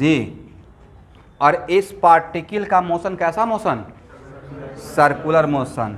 और जिसका रेडियस क्या रहेगा? यही r ही तो निकालना था। और यहाँ से यहाँ तक का डिस्टेंस, यहाँ से यहाँ तक का डिस्टेंस कितना? लीजिए, आपको कैसे पता है? इसका मतलब आपको सेंटर ऑफ मास पता है। आपको इसका मतलब सेंटर ऑफ मास पता था, तभी तो आप एल बोल रहे थे। मतलब इन्होंने क्या बताया? एल। इसका मतलब सेंटर ऑफ मास को यहाँ पर रख दिए। नहीं समझे? या मैं ही समझ रहा हूँ? अब मैं समझ के एंजॉय कर रहा हूँ। मैं सेंटर ऑफ मास यहाँ है क्या? तो आपको कैसे पता है कि डिस्टेंस एल है? अब ये सेंटर ऑफ मास दिखा रहे थे, डिस्टेंस एल नहीं पता है। पता रहता तो कितना बढ़िया रहता, लाइफ आसान हो गया था। नहीं, ये पता ही हो गया और थीटा दिया हुआ ही है, तो ये तो डिस्टेंस निकल जाता 2 मिनट में, जैसे ये बता दिए थे। राइट? इतना भी आसान नहीं था, थोड़ा सोर्स का तो रेस्पेक्ट कीजिए।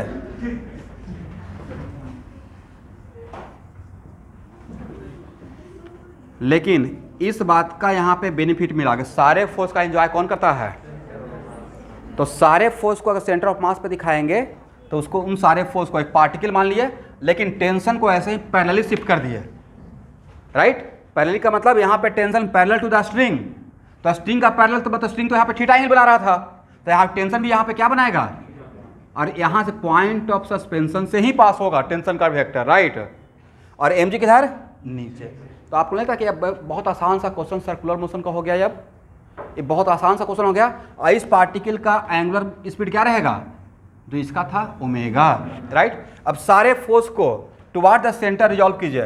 Component of all forces toward the centre, तो ये थीटा, तो ये कितना रहेगा? 90 माइनस टी का कंपोनेंट टुवार्ड द सेंटर कितना रहेगा? बोलिए, T sine equal to what? M omega square R. ये जानते होंगे आप लोग। Net force toward the centre equal to mass into acceleration toward the centre, जिसको बोलते हैं सेंट्रीपिटल एक्सेलरेशन। इसको ओमेगा स्क्वायर आर भी लिखते हैं या वी स्क्वायर बाई आर भी लिखते हैं। एग्री? ये पहला इक्वेशन बन गया। चलिए, यहाँ देखिएगा, अगर थीटा कांस्टेंट है तो सेंटर ऑफ मास ऊपर नीचे करेगा क्या?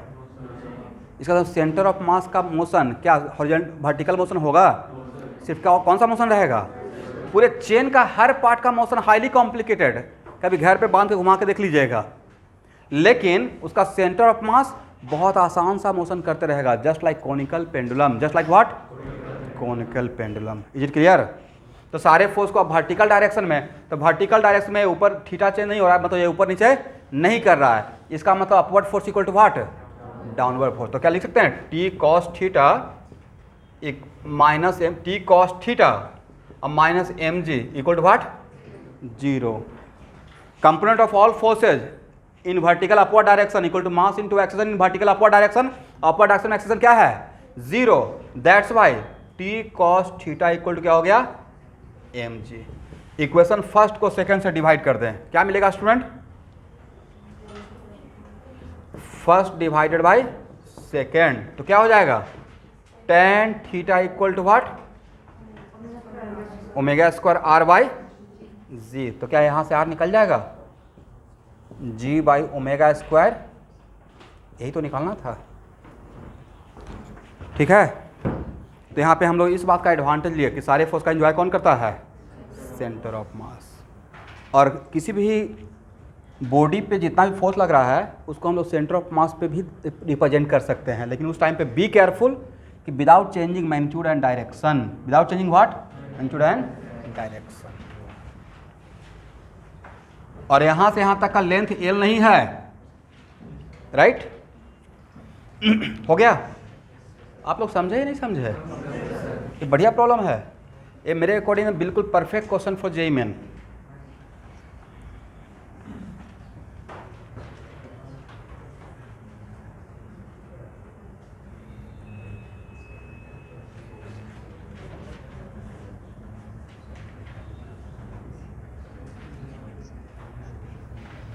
देखिए, ये सब क्वेश्चन मार्क्स से ऊपर है, क्लासिकल क्वेश्चन है। नहीं, ये मैं कुछ सिखाने के लिए, समझाने के लिए कि सारे फोर्स का एंजॉय कौन करेगा।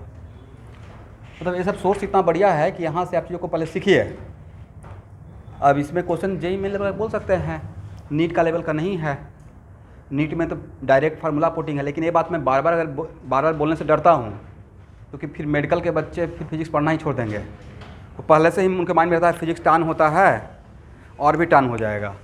और मेरा मोटो है कि जो यहाँ पे फिजिक्स ज्वाइन किए हैं, क्योंकि मैं अगर बोल कर उनको ईजी फील करा दिया तो 12th बोर्ड तो देना है ना, बिना बोर्ड का तो नीट होगा नहीं।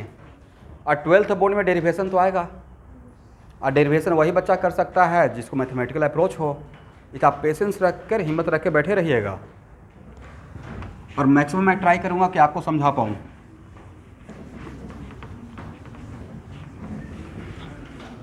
और कुछ लोग तो दोनों एग्ज़ाम देने वाले हैं, तो उनको तो और भी अच्छा है। इसमें कौन कौन है जो दोनों चीज़ देने वाले हैं? नीट में कौन कौन है? मेडिकल का, नीट का मतलब मेडिकल एंट्रेंस एग्ज़ाम। और नीट का तो जनरली क्राउड ज़्यादा रहता है, कम क्यों है? कुछ लोग हिम्मत ही नहीं दिखा रहे हैं, मैं बोलूँ या नहीं बोलूँ। मैं डॉक्टर जैसा लग रहा हूँ या नहीं लग रहा हूँ? ऐसा दिखने से नहीं कुछ होता है। और इंजीनियरिंग वाले जो जेईई मेन के लिए, आईआईटी एडवांस नहीं बोल रहा हूँ, जेईई मेन के लिए तो उठा ही सकते हैं हाथ। और प्योर बोर्ड कौन है? चलिए,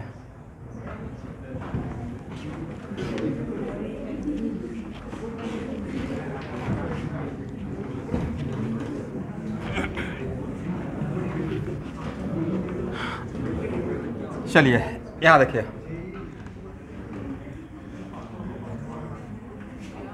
यहाँ देखिए, Newton second law of motion बोलिए।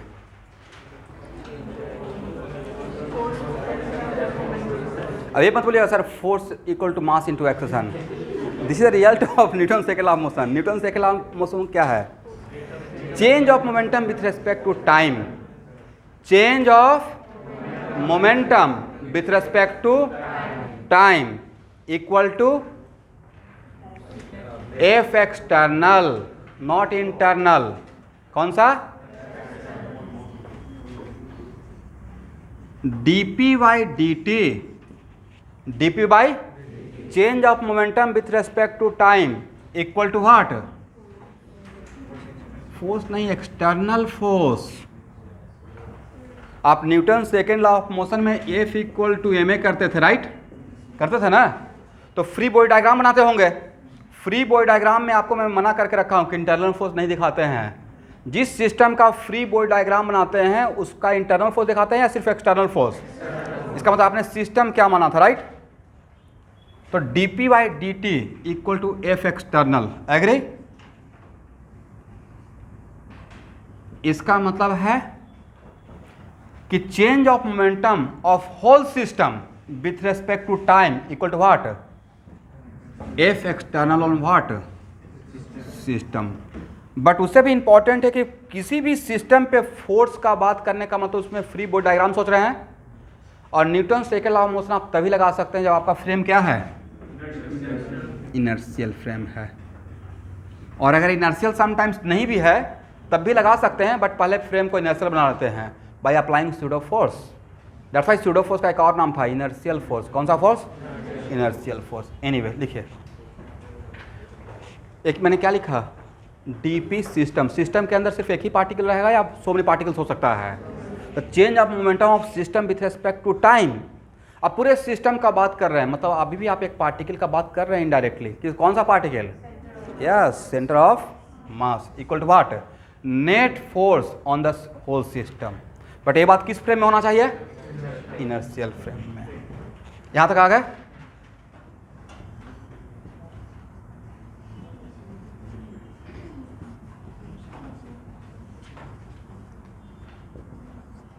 यहाँ देखिए, पूरे सिस्टम का नेट फोर्स अगर जीरो है, पूरे सिस्टम पे नेट फोर्स जीरो, तो ये क्या हो जाएगा?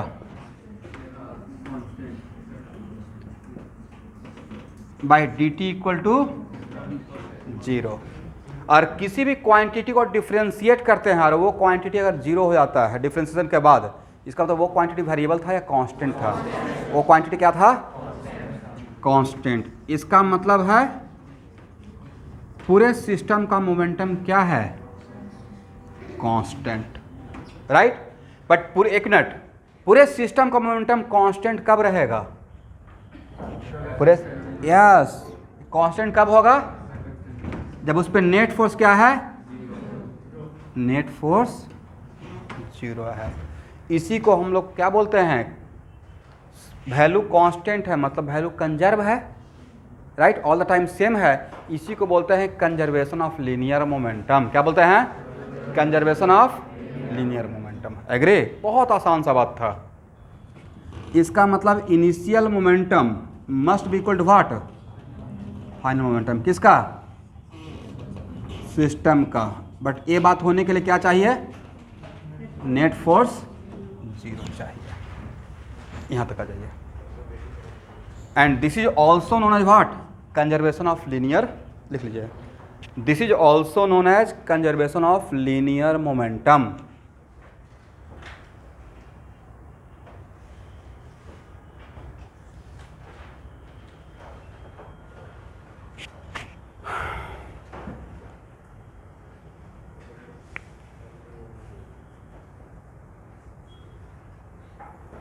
तो नेक्स्ट क्लास में यहाँ से स्टार्ट करूँगा। आज के लिए इतना ही रहने दीजिए, ठीक है?